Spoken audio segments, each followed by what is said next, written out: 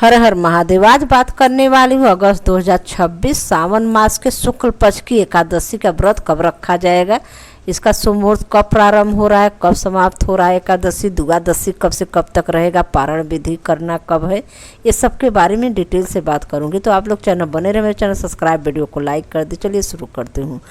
पुत्र जो सावन मास के शुक्ल पक्ष की एकादशी है वो एकादशी पुत्रदा एकादशी के नाम से प्रचलित है गाइज, जो कि सावन मास के पुत्रदा एकादशी बहुत पवित्र एकादशी के नाम से जाना जाता है। इस एकादशी का विशेष धार्मिक महत्व बताया गया है। मान्यता है कि इस दिन व्रत रखकर भगवान विष्णु की विधि विधान से पूजा करने से संतान सुख और संतान के उत्तम स्वास्थ्य और परिवार के सुख समृद्धि की कामना पूरी हो सकती है।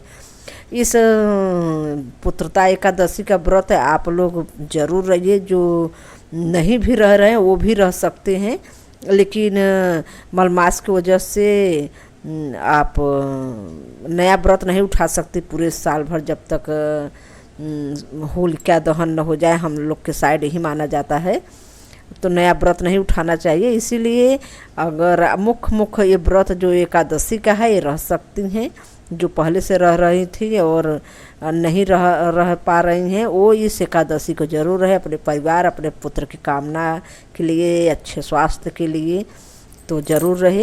ये नियम पूर्वक व्रत और पूजन नहीं कर पा रहे हैं तो मुख्य भी रह सकते हैं, जैसे माघ का हुआ, कार्तिक का हुआ, सावन का हुआ।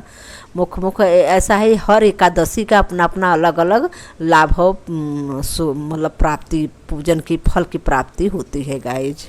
शास्त्रों में लिखा है कि पवित्र दिन के दिन अगर आप सच्चे दिल से, सच्चे श्रद्धापूर्वक आप व्रत पूजन हवन ये सब करेंगी, चाहे जिस भगवान के, श्री हरि विष्णु के, श्री भगवान शिव के, तो उनकी कृपा प्राप्त होती है। साथ में परिवार की सुख शांति बनी रहती है। मन में भी जो भी सकारात्मक ऊर्जा है वो आपको मिलती है, नकारात्मक दूर होते हैं, तो ज़रूर रहना चाहिए। इसमें सावन का महीना चल रहा है, विष्णु भगवान के साथ साथ भगवान शिव का भी कृपा प्राप्त करें, उनका भी पूजा करें। तो एकादशी कब प्रारंभ हो रहा है, पहले मैं आप लोग को ये बता दूं किस दिन व्रत रहना है। व्रत रहना है 23 अगस्त दिन, रविवार को एकादशी का व्रत रहना है गाइज। कोई कंफ्यूज नहीं कि 22 को है कि 23 को है, कोई कंफ्यूज नहीं। प्रारंभ कब हो रहा है? प्रारंभ 22 अगस्त को दिन शनिवार को रात में प्रारंभ हो रहा है। 1:46 रात्रि में प्रारंभ हो रहा है, जो कि इसकी समाप्ति है 23 अगस्त दिन रविवार को रात में 2:49 पर समाप्त हो रही है। तो द्वादशी लग जा रही है। द्वादशी 24 को सारा दिन रहेगा, भोर में द्वादशी समाप्त होगी। तो आप लोग जरूर द्वादशी पर अपन पारण विधि कर सकती है। सुबह सवेरे उठिए, आराम से अपना जो काम है करने के बाद अपने रोज़ का पूजा करिए। पूजा करने के बाद आप अपना पारण विधि कर लीजिए। पारण विधि दाना से नहीं करना चाहिए, क्योंकि द्वादशी में 2 बार ही खाना खाया जाता है। जैसे कि कल एकादशी व्रत है तो अगले दिन अगर 1 बार दाना खा लेंगी तो 1 बार का आपका दाना हो गया, शाम को 2 बार खाना खाएंगी तो 2 बार हो जाएगा। इसलिए क्योंकि अगर 2 बार 3 बार कोई खाना खा लेता है एकादशी के बिहान से द्वादशी में जो व्रत रहते हैं, तो उनका जो फल है एकादशी का वो त्रिजटा ले जाती है। इसका कहाँ कथा आता है, तो कथा इसका अलग से वीडियो बना दूंगी। तो गाय इसलिए द्वादशी में पहले आप दाना से पारण नहीं करें। अगर दाना से करना भी चाह रहे हैं तो आराम से सारा काम करने के बाद पूजा वगैरह, रोज़ का पूजा करने, सूर्य भगवान को जल दे, तुलसी माता को जल दो, सब कुछ करने के बाद आप डायरेक्ट खाना लेकर ही खाए, पूरी खाना बैठ जाइए। और एक ही बार में जो भी आपको नमकीन, चाय पीने के बाद अगर चाय के साथ नमकीन खा रहे हैं तो भी 1 दाना हो जाएगा गाइज। तो इसलिए केवल चाय ही अकेले पी लीजिए। तुलसी पत्र पानी में डाल के उसका पारण कर लीजिए। तुलसी पत्र मसल कर डालिएगा, क्योंकि खड़े पाती पेट में नहीं जाना चाहिए। और दांत से तुलसी पत्र कूचा भी नहीं जाता है, क्योंकि बहुत दोष लगता है दांत से कूचने से जो तुलसी पत्र है। तो मैं जो आप लोग को ये बता रही हूँ गाइस, जानकारी दे रही हूँ कि ज़रूर ये सब फॉलो करना चाहिए। तो वही बता रहे हो कि आप तुलसी 10 जल में डालकर उसी पारण कर लीजिए, चाय पी लीजिए। चाय पीने के बाद आप डायरेक्ट पूरा खाना जो दाना है वो पूरा खाना एक बार में आप बैठकर पूरा जितना खाना आपसे खाया जाता हो, दाल चावल रोटी सब्जी सब कुछ आप एक बार में खा लीजिए। इसके बाद दोपहर में आपको थोड़ा मन करे कुछ खाने का तो आप फल फूल खा लीजिए, सेव खा लीजिए, केला खा लीजिए, चाय पानी पी लीजिए, फिर रात्रि में खा लीजिए। तो द्वादशी को 2 बार ही खाया जाता है गाइस। तो इसलिए मैं पारण विधि करना तो आप डायरेक्ट ही पूरे भोजन के साथ कर लीजिए। और जब बहुत लोग बोलते हैं चना की दाल खुट गई तो आपका एक दाना हो जाएगा तो 2 आपके जो पूजा का फल है वो तेजटा ले जाएंगे, दोबारा खाना खाएंगे। 2 बार खाना चाहिए, 3 बार नहीं। तो गाइस यही सब कर रहे हो। इसके बाद 24 को द्वादशी मनाई जाएगी। अगले दिन प्रदोष व्रत मंगलवार को पड़ रहा है। इसका वीडियो मैं अलग से बनाऊंगी तो आप लोग मेरे चैनल पर ज़रूर देखिएगा। और हर त्यौहार का मैं बनाती रहती हूँ, कब शुभ मुहूर्त है कब क्या है। तो गाइस आप लोग को पारण विधि का समय मैंने नहीं बताया, पारण विधि का समय बताऊँ 9:35 के अंदर पारण विधि कर लेना है ना। वो इससे अगर नहीं कर पा रही हैं तो आप सारा दिन पारण विधि कर सकती हैं गाइस। तो ये सब बताना था आप लोग को। जो एकादशी है वो एकादशी महीने में 2 आती है, एक कृष्ण पक्ष की एक शुक्ल पक्ष की, और हर एकादशी का अलग अलग महत्व होता है, अलग अलग फल होता है गाइस। इसका कथा जरूर श्रवण करना चाहिए। सावन मास के शुक्ल पक्ष की एकादशी पुत्रदा एकादशी के नाम से सब जानते हैं कि बोलते हैं। इस कथा को जो सुनते हैं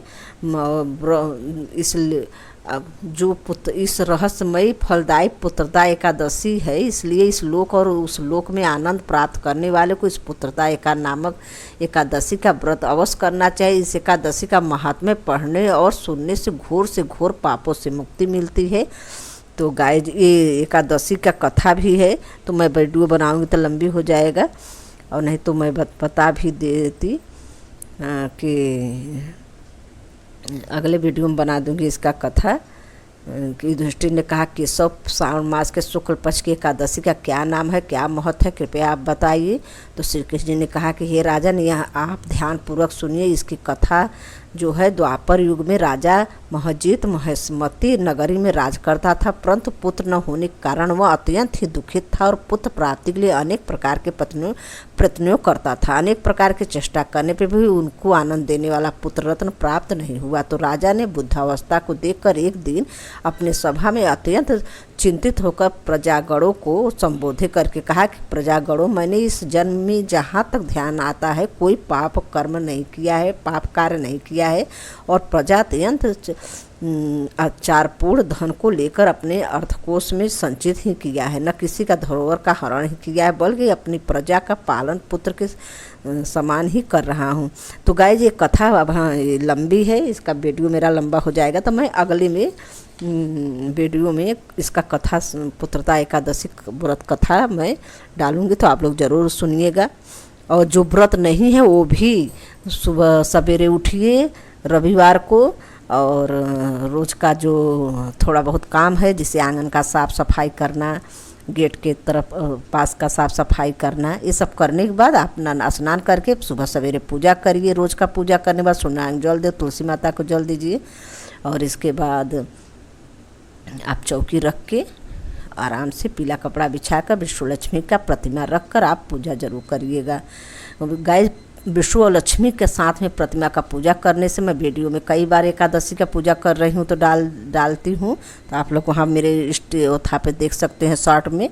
तो आप लोग ऐसे पूजा करने से घर में अन्न धन भंडार बढ़ते हैं, लक्ष्मी माता कृपा प्राप्त होती है, सुख समृद्धि होती है। धीरे धीरे घर की स्थिति जो खराब है, गरीबी दरिद्रता से घिरा है, वो धीरे धीरे समाप्त होने लगता है। गाय तो ज़रूर आप लोग फॉलो कीजिएगा। न रेगुलर एकादशी हर महीने का रह सके दोनों, तो आप मुख्य रह सकती हैं। ये चतुर्मास का एकादशी है तो ज़रूर रहना चाहिए। कहा जाता है कि अभी जो एकादशी